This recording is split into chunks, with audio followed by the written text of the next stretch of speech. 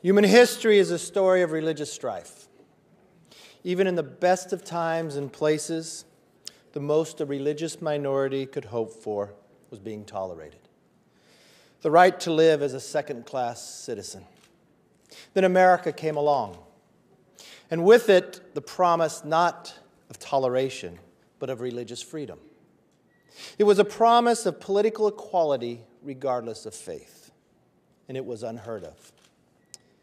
In the most of the world today, it remains unheard of.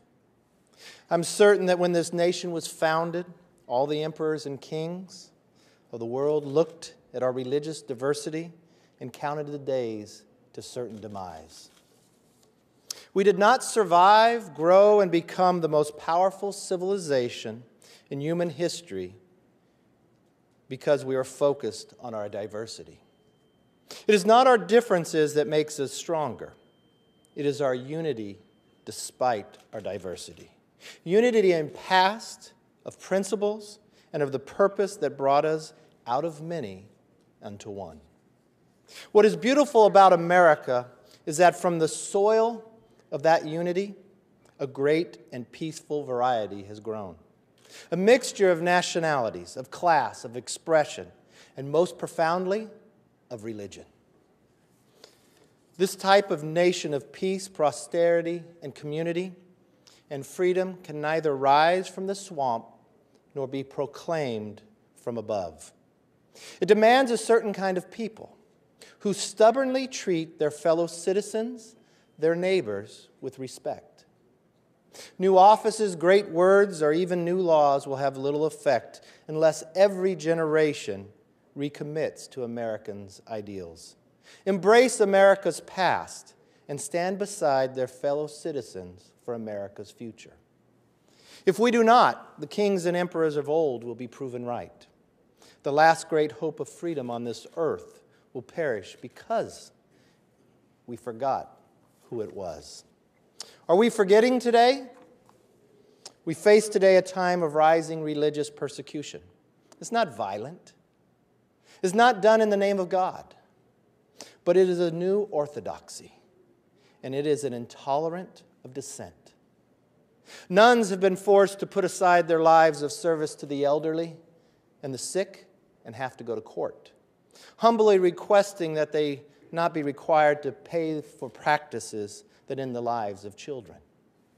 In my own state of California, pregnancy centers devoted to saving the lives are forced against their deepest beliefs to advertise for an abortion industry bankrolled by the state. Now, in the past, this department's silent refusal to defend our rights sent a very clear message. Now is not the time for freedom. It is time for you to conform. What a difference 1 year makes.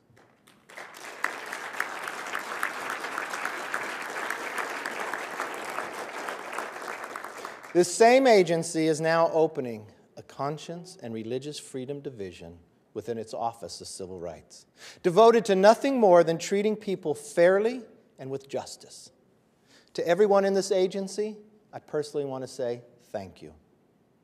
I know we've been working together this past year to protect religious freedoms for the people of California and the United States. We still have much to do.